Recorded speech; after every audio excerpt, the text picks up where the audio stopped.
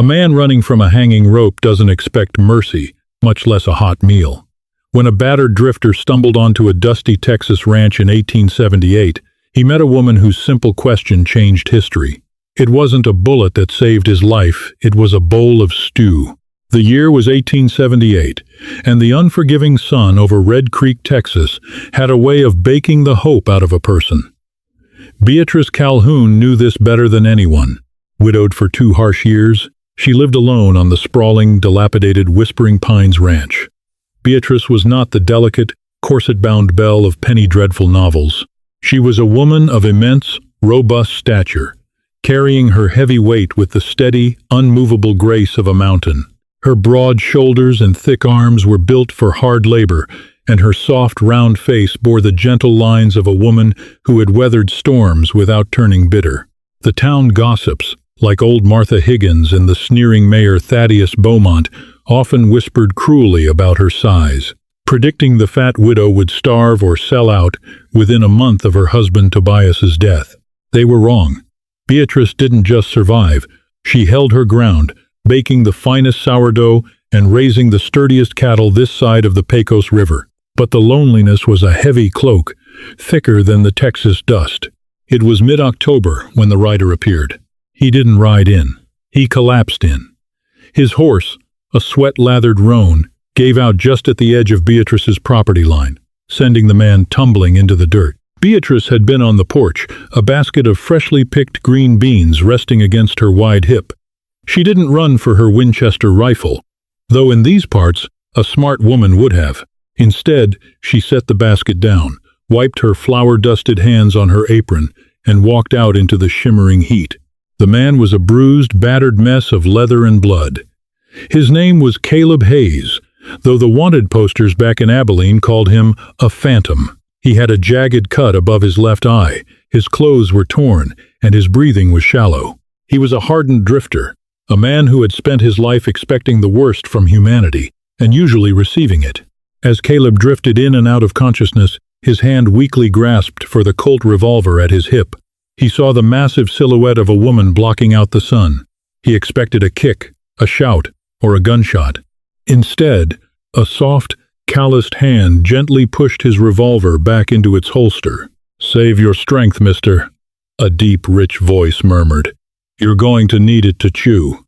When Caleb woke, the smell of roasted venison, wild thyme, and simmering root vegetables overwhelmed his senses. He was lying on a plush, oversized feather bed in a room that smelled of lavender and lye soap. His wounds had been cleaned, stitched, and bound. Panic flared instinctively.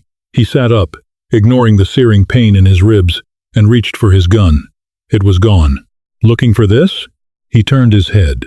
Sitting in a sturdy oak rocking chair was Beatrice. She took up the entire chair, her large, comforting presence filling the room. Her dark hair was pulled back into a neat, heavy braid.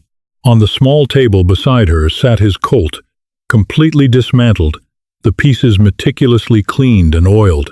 "I don't mean you any harm," Caleb rasped, his voice sounding like cracked leather. "I just need my horse and my iron. I'm moving on." Beatrice didn't flinch.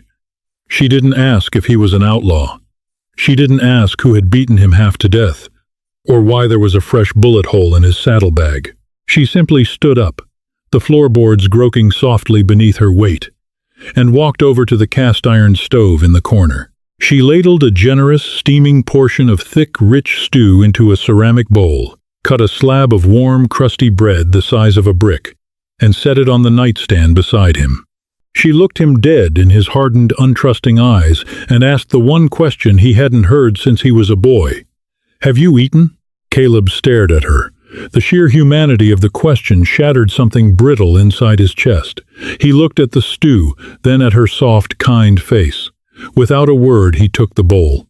He ate like a starving wolf, and Beatrice just sat back down, quietly reassembling his revolver with practiced, steady hands. "My name is Beatrice," she finally said as he scraped the bottom of the bowl, "and until you can walk to the barn without coughing up blood, you're staying right here." Caleb didn't leave the next day, nor the week after. As autumn bled into a bitter, freezing winter, The lonely cowboy found himself rooted to the whispering pines. He insisted on working for his keep. By dawn, he was out repairing the rotting split-rail fences. By dusk, he was chopping cords of wood to keep the hearth blazing. For the first time in his chaotic life, Caleb felt a profound sense of peace, and it was entirely because of the woman who ran the place. Caleb had known women in saloons, thin, painted girls with hard eyes and sharp words. But Beatrice was different. He found himself mesmerized by her. He loved the unapologetic way she took up space in the world. He loved the rumble of her laughter, the sheer strength in her thick arms as she effortlessly wrestled a stubborn calf into a pen, and the gentle, maternal way she hummed while kneading dough. To Caleb, her large body was a sanctuary of warmth and safety in a cold, brutal frontier. One evening, as a snowstorm howled outside, beating violently against the wooden shutters, they sat by the roaring fire. Beatrice was knitting a heavy wool blanket, the fabric draped over her wide lap. Caleb was whittling a piece of pine. "You never ask," Caleb said quietly, the firelight dancing in his dark eyes. "You never ask who I'm running from." Beatrice didn't look up from her needles. "A man's past is his own business, Caleb. Long as he doesn't bring the devil to my doorstep. I don't need to know his name. My name is Caleb Hayes. And the devil is already looking for me." Beatrice stopped knitting. She looked at him, her dark eyes piercing. "Tobias, my late husband, used to say the devil comes wearing a suit and a smile." He was right. Before she could elaborate, the peace of their isolated winter was violently interrupted. A few days later, the snow thawed enough for visitors. Riding up the muddy path to the ranch was a posse of 3 men. At the head was Harlan Fisk, a wealthy, ruthless cattle baron from Red Creek. Fisk was a cruel man, notorious for buying up vulnerable ranches for pennies on the dollar. Beatrice stepped onto the porch, a heavy shawl wrapped around her massive shoulders. Caleb hung back in the shadows of the barn, his hand instinctively resting on the handle of his Colt, his heart hammering in his chest. "Afternoon, Widow Calhoun," Fisk sneered, not bothering to tip his hat. He spat a stream of black tobacco juice into the snow. "You're looking prosperous, as always. Must be eating well." Beatrice's jaw tightened, but she stood tall, immovable. "State your business, Harlan, and get off my land." Fisk pulled a folded piece of parchment from his coat. "I'm here to collect. Your dead husband owed me $800. A gambling debt, due upon his passing. It's been 2 years, Beatrice.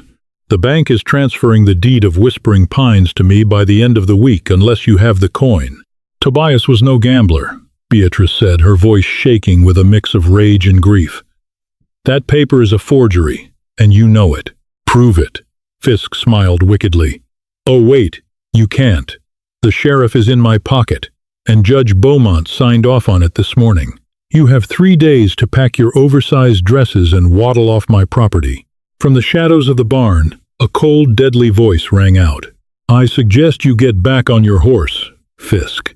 Caleb stepped into the sunlight. His coat was swept back, revealing his gun. Fisk's men instantly reached for their holsters, but they froze when they saw the dead, unblinking stare in Caleb's eyes. It was the look of a man who had killed before, and was perfectly willing to do it again. But it wasn't just the gun that made the scene tense. It was the sudden, shocking flash of recognition. Caleb's eyes locked onto Fisk's boots. Strapped to the baron's heels were custom silver spurs, shaped like coiled rattlesnakes with ruby eyes. Caleb's blood ran cold. 3 years ago, in a dusty alley in Abilene, Caleb's younger brother had been shot in the back over a rigged card game. Caleb had tracked the killer for a year, only ever getting a glimpse of the man's boots as he fled the scene, boots adorned with coiled rattlesnake spurs. "You," Caleb whispered, his hand hovering over his iron. The pieces of the puzzle slammed together with sickening clarity. Fisk wasn't just a corrupt land grabber, he was the phantom Caleb had been hunting. And worse, the realization hit Caleb like a runaway freight train. If Fisk had murdered Caleb's brother over a debt, what had he really done to Tobias Calhoun? Fisk's smile faded as he looked closely at Caleb's face. The Baron paled. "I know you. You're the Hayes boy." 3 days, Fisk, Caleb said, his voice dropping to a dangerous, gravelly whisper. You have 3 days to confess to the murder of Tobias Calhoun and my brother, or I won't just take your land. I'll take your life." The silence that followed Harlan Fisk's departure was heavier than the snowbanks piled against the barn.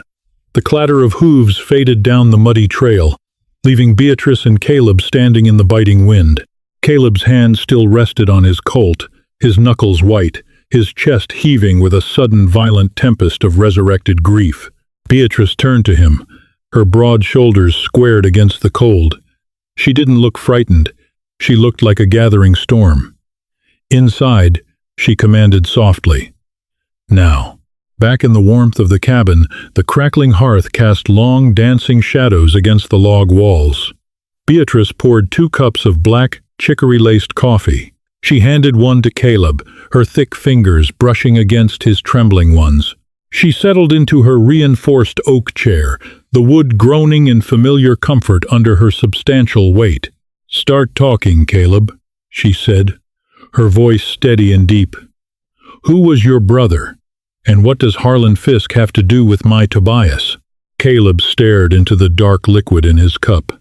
His name was Levi, just 19, had a head full of romantic notions about the West and a pocket full of fool's gold.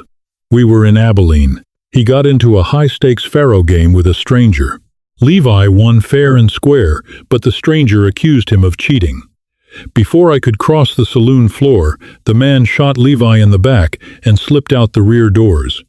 By the time I hit the alley, all I saw was a shadow on a horse and the moonlight flashing off a pair of silver rattlesnake spurs. Caleb looked up, his dark eyes brimming with a dangerous sorrow. "I've chased those spurs for 3 years across 4 territories.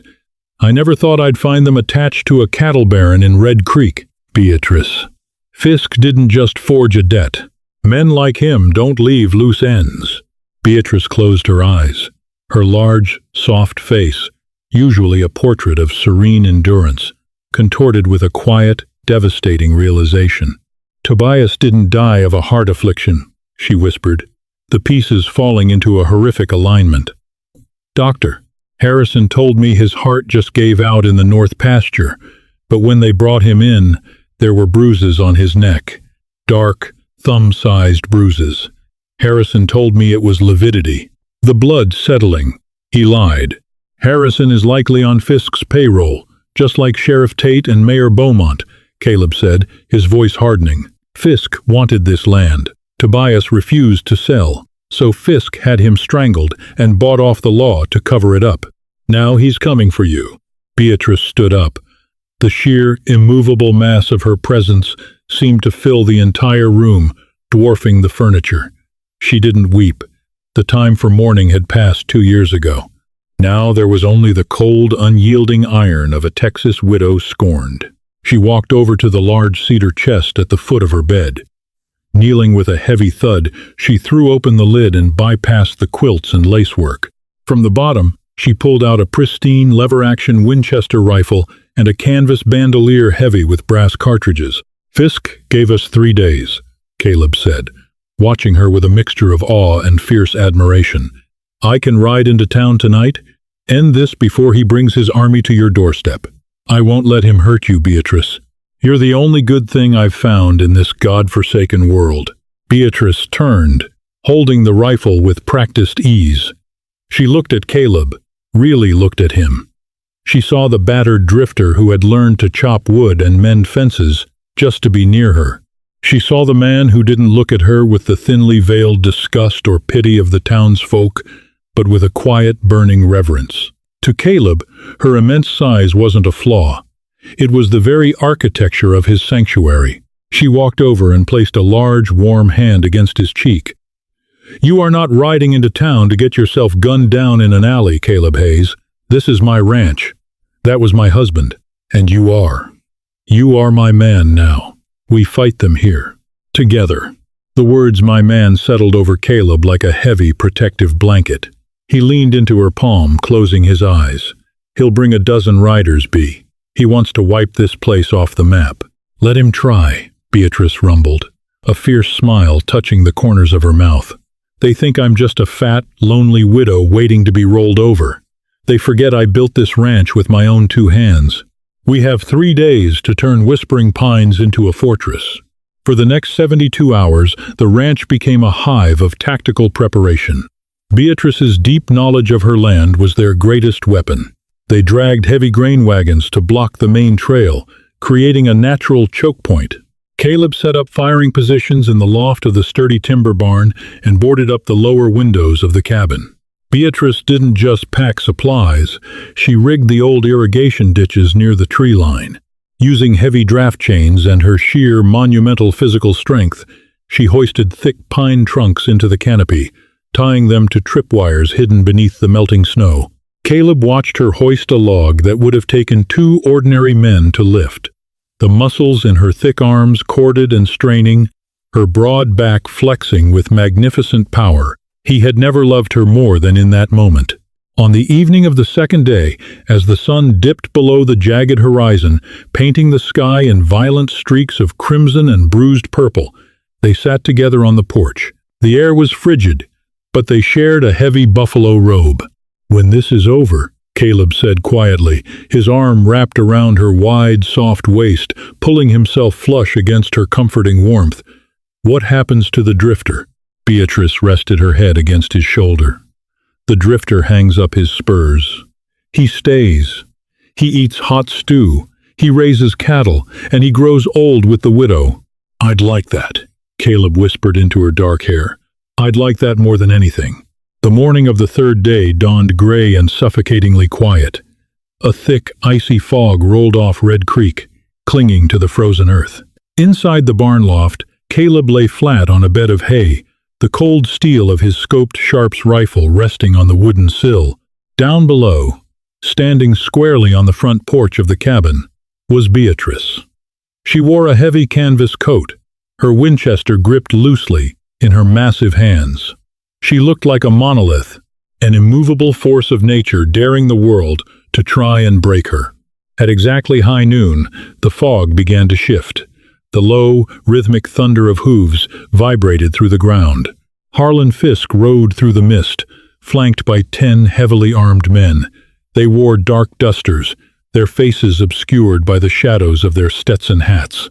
Fisk looked smug, expecting to find the widow cowering inside with her bags packed. Instead, his horse pulled up sharply as he saw the barricade of grain wagons and the massive woman standing alone on the porch. "Well now," Fisk called out, his voice echoing in the damp air.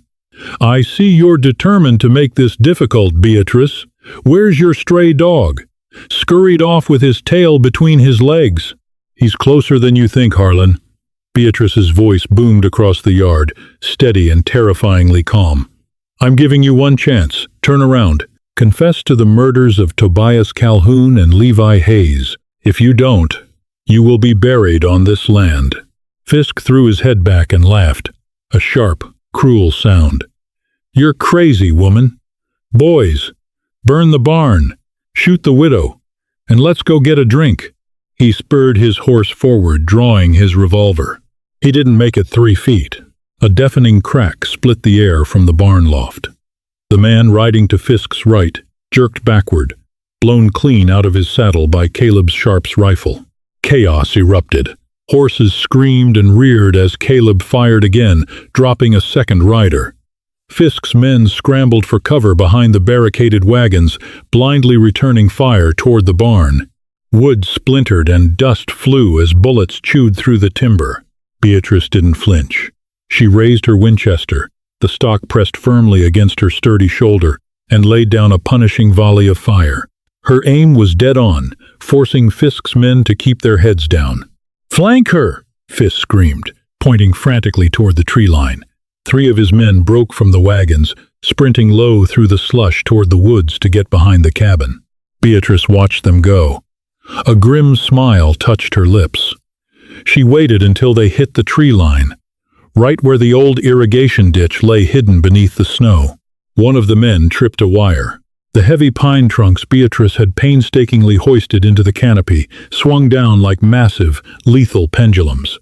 The sickening crunch of timber meeting bone echoed over the gunfire. 2 of the men were crushed instantly, thrown backward into the mud. The third scrambled away in terror, dropping his gun and running blindly back toward town. Fisk was losing control, his face pale with panic. He realized this wasn't a slaughter. It was an ambush. He looked up at the loft, then at the widow, who stood her ground like a fortress. "Riddle the house! Kill her!" Fisk roared, dismounting and using his terrified horse as a shield. Bullets pounded into the porch, forcing Beatrice to finally step back inside the heavy oak door. Inside the barn, Caleb was running out of targets. The remaining outlaws were pinned down. He swapped his rifle for his dual Colts, checking the cylinders. It was time to end this. Caleb dropped from the loft window, landing softly on the snow behind the barn. He moved like a ghost, slipping through the fog, circling wide around the wagons. He could hear Fisk cursing at his men, trying to rally them to rush the cabin. Caleb stepped out from the fog, less than 20 feet behind Fisk. "Fisk!" Caleb's voice was a dead, flat bark. Fisk spun around, raising his revolver, but Caleb was faster. He fanned the hammer of his Colt. 2 shots rang out in rapid succession. The first shattered Fisk's wrist, sending his gun flying into the mud. The second took him in the kneecap. The cattle baron collapsed, screaming in agony, clutching his ruined leg. The remaining 4 outlaws, seeing their boss writhing in the dirt and the terrifying accuracy of the drifter, threw their hands up and dropped their weapons. They had signed up for an easy eviction, not a slaughter. Caleb walked slowly toward Fisk, the smoke curling from the barrel of his gun. The silver rattlesnake spurs glinted mockingly in the dull light. Caleb stood over him, his eyes devoid of mercy. He cocked the hammer back, aiming squarely at Fisk's chest. This was for Levi. This was for the 3 years of nightmares. Wait. The heavy, groaning squeak of the cabin door opening made Caleb pause. Beatrice walked out, her boots crunching heavily in the snow. She walked past the surrendering outlaws, ignoring them completely, and approached Caleb and the bleeding baron. "Shoot him, Caleb," she said, her voice surprisingly soft, yet carrying an immense weight. "Shoot him, and take your revenge. But if you do, Sheriff Tate will use it to hang you. Fisk owns the law. They'll brand you a murderer, and they'll take you away from me." Caleb's hand shook. The rage inside him was a living thing, begging to be let off the leash. He killed Levi. He killed Tobias. "I know," Beatrice said. She stepped closer, her massive presence shielding Caleb from the world. She placed her large, warm hand over his, wrapping her thick fingers around the cold iron of the gun. "But he's not worth your life. We don't need a bullet. We have a confession." Beatrice looked down at Fisk, her dark eyes flashing with absolute dominance. She knelt beside him, the ground seeming to tremble under her weight. She grabbed him by the lapels of his expensive coat and hoisted his upper body off the frozen ground with shocking, terrifying ease. Fisk whimpered, staring into the face of the woman he had underestimated. "You are going to confess to Mayor Beaumont and the circuit judge in Abilene," Beatrice growled, her face inches from his. "You're going to tell them about Tobias, and you're going to tell them about Levi Hayes. Because if you don't, I won't use a gun. I will break you in half with my bare hands. Do you understand me, Harlan?" Fisk, trembling uncontrollably, stared at the sheer, raw power radiating from the widow. He nodded frantically, coughing up blood. "I'll tell them. I swear it. Just call her off, Hayes. Please." Caleb slowly lowered the hammer of his gun. He looked at Beatrice, breathless, completely captivated by the magnificent strength of the woman before him. The ghost of his brother didn't scream for blood anymore. It finally rested. By nightfall, the surviving outlaws had hauled Fisk into Red Creek on a wagon. True to Beatrice's threat, Fisk confessed. The scandal upended the town. The federal marshals from Abilene arrived within the week, stripping Sheriff Tate and Mayor Beaumont of their power. The corrupt empire Fisk had built crumbled into the Texas dust. Back at Whispering Pines, the fog finally lifted, giving way to a crisp, clear winter night. Inside the cabin, the fire roared, casting a warm, golden glow over the room. Caleb sat at the sturdy pine table. He looked down at his plate, Sitting before him was a massive steaming bowl of venison stew and a thick cut of sourdough bread. He looked up. Beatrice was standing by the stove, wiping her hands on her apron. Her broad, beautiful face was completely at peace, a gentle smile gracing her lips.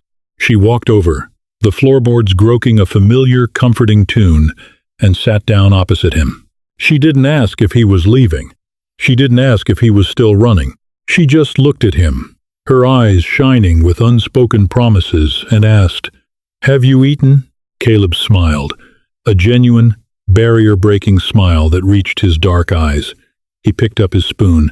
"I'm home, Beatrice," Caleb said softly. "I'm finally home, and in the heart of the untamed West, where outlaws bled and barons fell.